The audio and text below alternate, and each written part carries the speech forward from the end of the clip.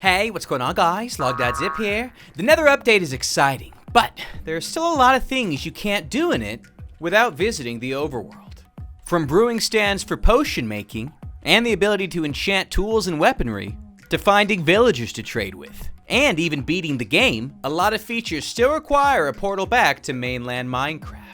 In today's video, not only do we highlight all these things, but we also fix them in the form of a data pack you can download that will allow you to gain access to all of these features, so that all of you Nether survivalists out there can make it that much further in the game. Check out that download in the video description, and with that, let's begin. Shouts out to Waz, by the way. Number 1, enchanting. Enchanting tables can almost be made in the Nether, but it's missing one key ingredient for its completion. You need diamonds to make an enchanting table, and of course diamonds can be found from time to time in Nether fortresses. Here we've got 3. With the new Nether update, we've also got a new structure that spawns in all over from time to time. The ruined Nether portals. Now obsidian can be obtained multiple ways, but the ruined portals is one of the easiest ways to obtain said block. Further to that point, you can actually get leather by bartering with piglins, which are the mobs that are found all throughout the Nether. We've got some gold ingots right here. Hey, buddy. Yeah, that looks pretty good, don't it? You gonna give me some nice leather for my trouble? Well, we can only hope so, huh? Ah, iron nuggets again. Thankfully, we've got some leather right here. So then what exactly is missing? Well, what we're missing is the paper needed for the book so that you can make your enchanting table. We've changed it so that you can craft paper from twisting vines, which you can find all throughout the Nether. So I'm gonna collect a couple of these right now, and you can see a brand new recipe that we've added in with the data pack I mentioned. Taking 3 twisting vines and placing them like this will give you access to 2 pieces of paper. And with that, we can now take that leather, take some paper, make ourselves a book, take that obsidian we found, as well as the diamonds, and voila, an enchanting table. So now we can make an enchanting table, but it's too bad we don't have access to lapis, though we'll get to that later. Number 2 is brewing. While you do need a blaze rod, which is found in the Nether, in order to make a brewing stand, you cannot currently use blackstone in place of cobblestone to make it. On top of that, we still need to gain access to glass bottles. You can technically get glass bottles from bartering with piglins, but that's unreliable, and it's also super slow and lame. Sorry, no offense, dude. It's a good thing he gave us that gravel. We'll get to that in a second. First, we're gonna go ahead and kill a blaze in order to get our hands on a lovely blaze rod. Much better. Meanwhile, we can now use blackstone for the base of the brewing stand because we've updated the recipe so that you can use blackstone in order to make said brewing stand.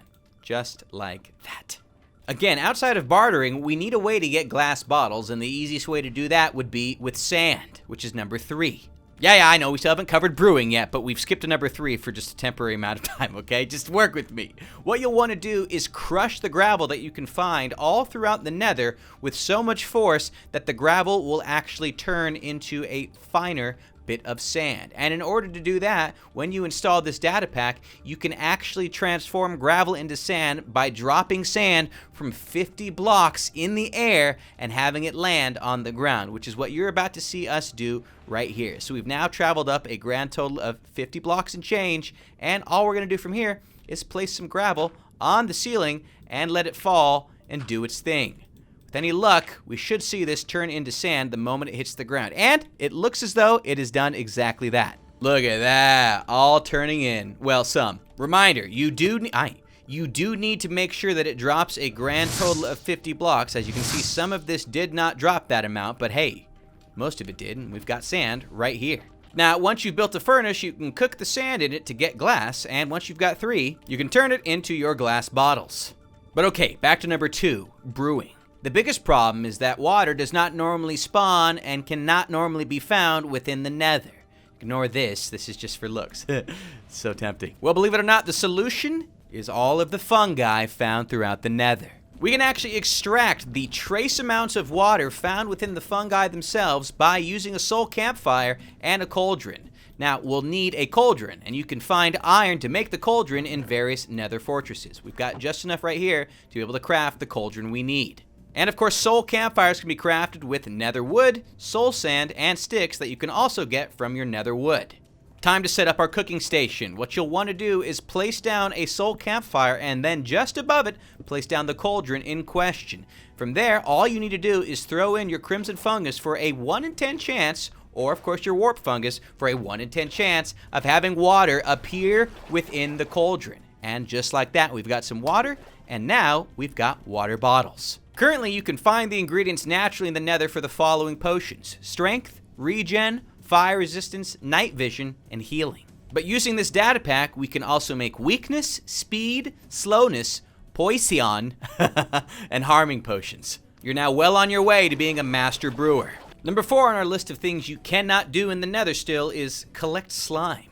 Normally slime isn't obtainable as slimes don't spawn anywhere in the Nether. However, you can now use water to cool down magma cream. If you didn't know, magma cream can be gotten from killing magma cubes, or you can use slime balls and blaze powder combined in order to make them. Well, we'll take that same principle from the brewing stands and apply it here. We can now use cauldrons with water to quote-unquote cool down the magma cream. And once you drop it in this water, it will instantly turn into a slime ball.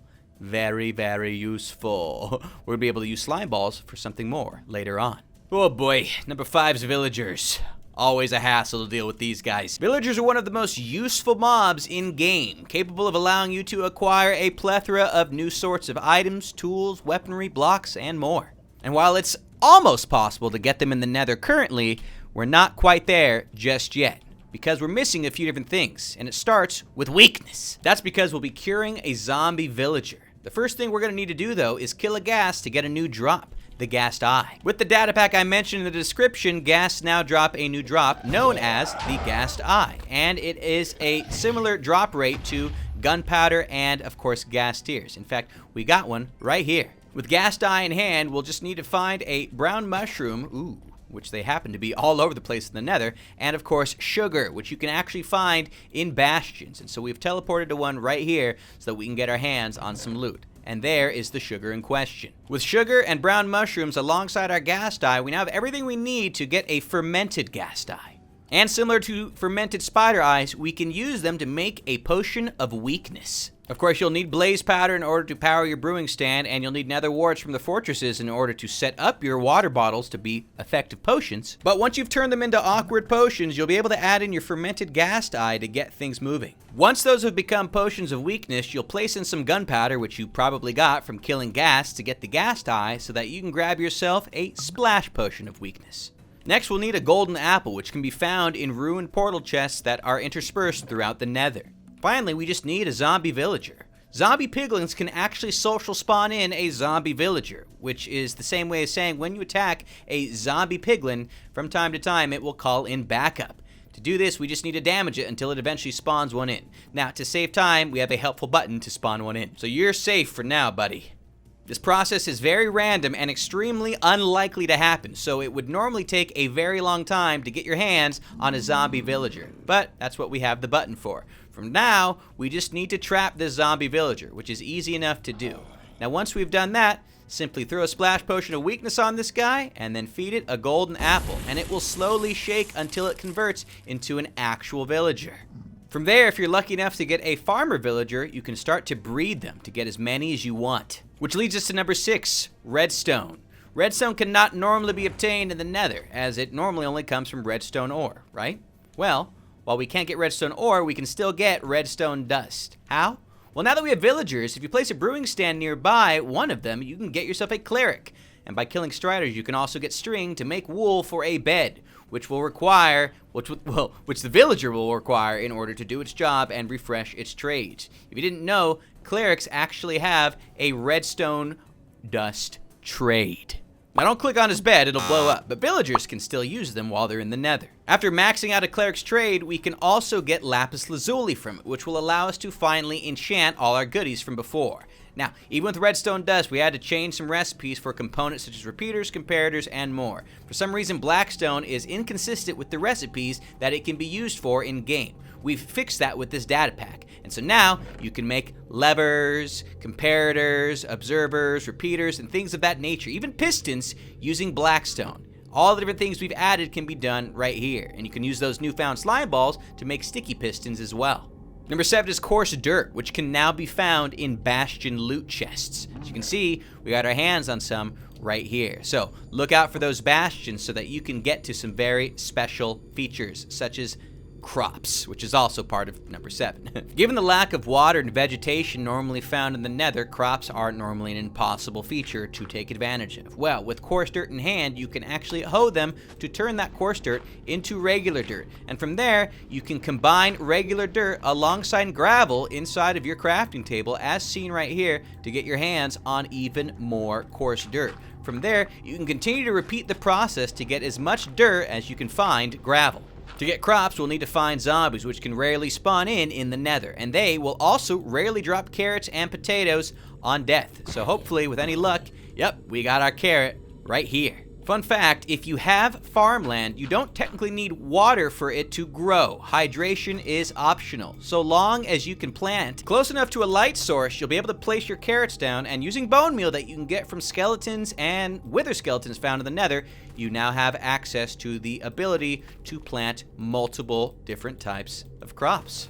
Number 8 is clay. Now, normally we have villagers. Well, now that we have them in the Nether, we can also get clay from them. A mason is willing to give us clay, bricks, and terracottas. We'll just need to make a stone cutter, which you can now make with our new recipe edition. 1 iron ingot and 3 blackstone placed inside of a crafting table will now allow you to make a stone cutter. With that in mind, place the work block down so that any nearby villagers can instantly turn into someone that can give us bricks, clay, terracotta, and etc. Number 9 is the music disc. While you can get the lovely new Pigstep music disc in the Nether, you cannot normally obtain any of the other tracks found in-game. We've changed that so that if a strider is killed by a skeleton, it will drop a music disc.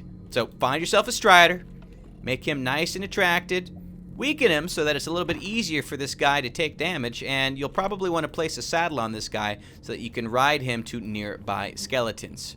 Fungus on a stick, very useful. The easiest thing for you to do is going to be to find a skeleton and then just cause the skeleton to shoot the strider by standing in between them. Once you've done that enough times, what you'll find is that the strider will drop one of the various different music discs located normally in the overworld. Let's see what we got our hands on. Mall. Ooh, man, I haven't been to a mall in forever. Yo, this quarantine's got me going crazy, dude.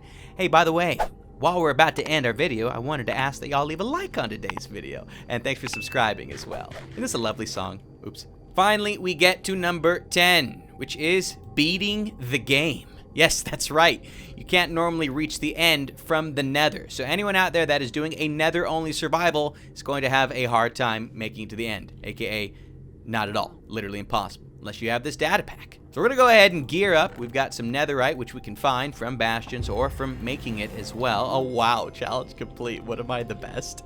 Moving on, though, if you happen to find a bastion with a treasure room, you can, in fact, now reach the end. Fight your way down to it, and you can find something special.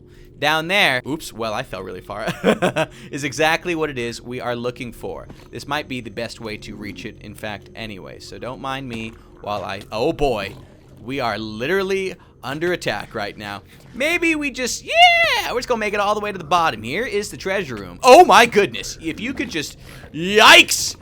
They're all over the place. Ooh, I'm being ambushed. This is not what I had in mind at all. Oh my gosh, everyone just leave me alone, please. Ah, creative mode it is. Well, the loot here is great, but a portal is now hidden below the treasure room found in the bastions. Excavate this out and you can activate the portal.